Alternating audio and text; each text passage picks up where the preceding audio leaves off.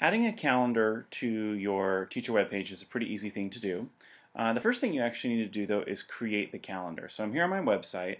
All I'm going to do is open a new tab and go to Google and go up to the top where it says calendar. And once I have that open, what I need to do is take a look at the calendars on the left side of the page. And currently I actually don't have a calendar for this class. So I want to make a new calendar by going up to my calendars, clicking on the little triangle that's pointing down, click Create New Calendar, and it opens up a window here where I can create a class calendar. So let's say I wanted to make a calendar for my physical science class. I might call it Physical Science Calendar. So there's my calendar. The second thing I need to do is I need to make sure that I share this calendar with others.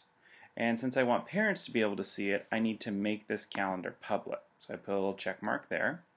Once I have those things done, I just hit Create Calendar at the bottom of the page and then click Yes.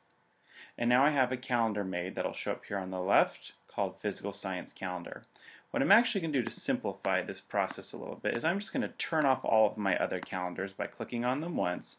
So the only thing that's color coded is the Physical Science Calendar. And that's going to be helpful for me in just a second. So I've created the calendar. The next thing I need to do is go back to my site and add the calendar to the site. So what I want to do is go up to the pencil and click on it so that I'm editing the page. And there's this gray box that shows up here on the right that says Google Calendar.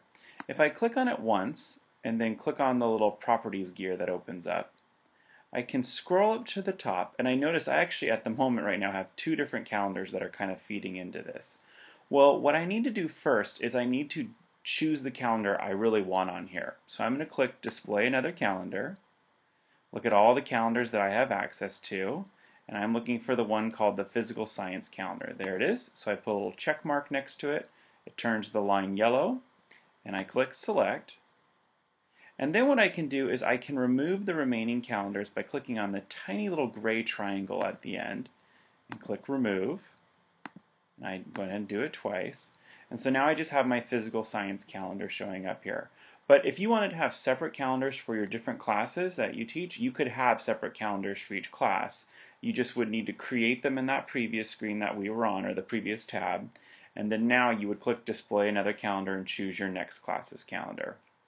So I can leave pretty much all of the other checkboxes here the way that they are and click Save, and then click Save again. And so now I have my calendar showing up here, and now I want to test it.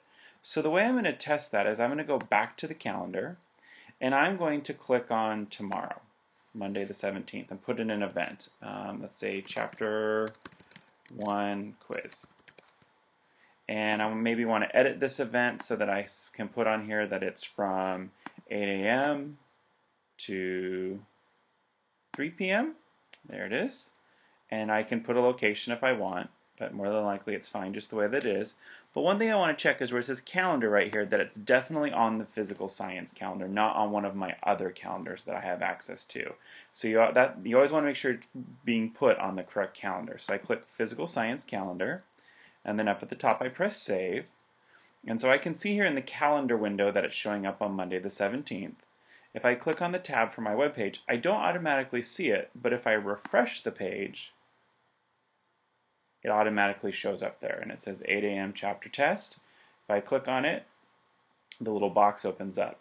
Now, two things that your students can do that are pretty cool, or parents, is that the parent or the student could click copy to my calendar, and it'll actually give them a little screen that says, do you want to copy this event to your Google Calendar? The other thing that the parent or the teacher can do is they can actually copy the whole calendar. So that's done by clicking this little plus sign in the lower right corner.